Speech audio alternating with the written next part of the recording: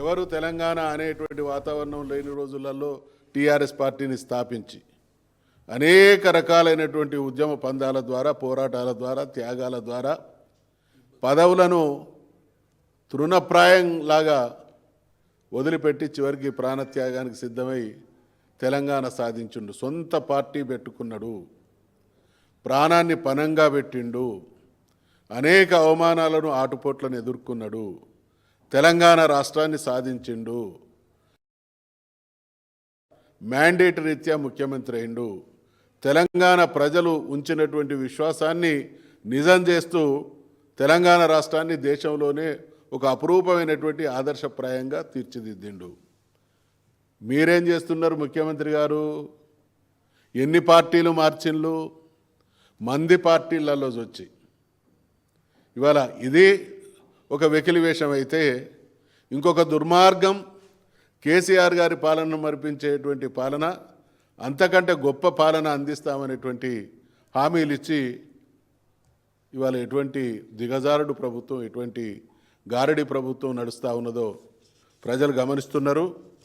ఇవన్నీ కూడా ప్రజాక్షేత్రంలో ఏ రోజుకు ఆ రోజు రిజిస్టర్ అవుతున్నాయి అనేటువంటి విషయాన్ని గుర్తు చేస్తూ ఉన్నాం. ఇక మీరు అమెరికాలోనికి హార్వర్డ్కి వెళ్ళినా లేక అంతరిక్షానికి వెళ్ళొచ్చినా అక్కడ కూడా పాఠాలు నేర్చుకున్నా మీ బుద్ధి మారదు, మీ కుక్కతోక వంకర గుణం దారిలోకి రాదు అనేటువంటి విషయం హెచ్చరిస్తూ ఉన్నాం. కేసీఆర్ గారి మీద సిట్ లాంటి సంస్థల ఎంక్వైరీని ప్రభావితం చేయడం కాదు, డైరెక్షన్ ఇస్తున్నాడు. ఇవాళ ఎక్కడో రిమోట్లో నిన్న ఏం మాట్లాడిండు? నేను అమెరికాలో ఉన్నా కూడా ఇక్కడ విషయాలన్నీ ఎప్పటికప్పుడు గమనిస్తూ ఉన్నానంటే ఆంతర్యం ఏంటి?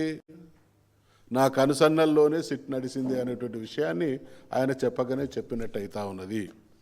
కాబట్టి ఇటువంటి వెకిలి ప్రయత్నాలు మానుకోవాల్సిందిగా సూచిస్తూ ఉన్నాం.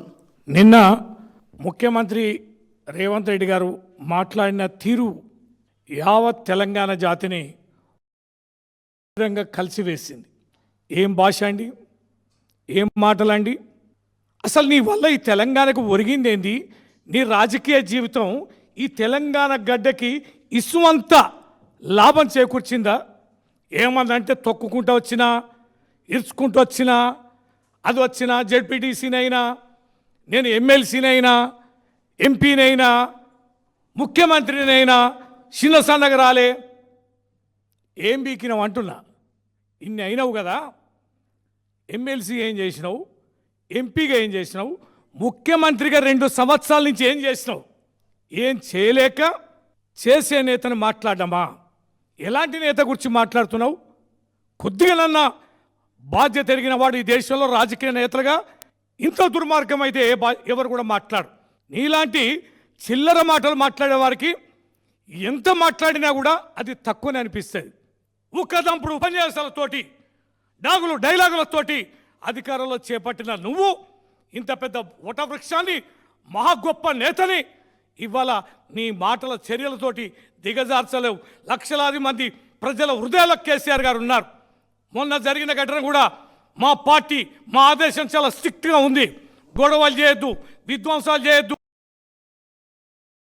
శాంతియుతంగా ఉండండి, నిరసనలు మాత్రమే మీరు పరిధి దాటొద్దని ఎన్ని మార్లు చెప్తే సమయంతో ఉన్నాం. సమయం ఉంది కదా అని చూస్తున్నాం. బిడ్డ సమయం వస్తూనే ఉంది. ఎక్కడ చిన్న కించిత్ అవకాశాన్ని మీకు వదులుకునే ప్రసక్తే లేదు, బెదిరే ప్రసక్తే లేదు, నీ మాటలకి తలవగ్గే ప్రసక్తే లేదు. నీ చిల్లర మాటలతోటి మేమేదో దూరమై మదన చెంది వెదజెంది తగ్గుతామని కూడా అనుకోక రేవంత్ రెడ్డి. ఇది ఉప్పెనతో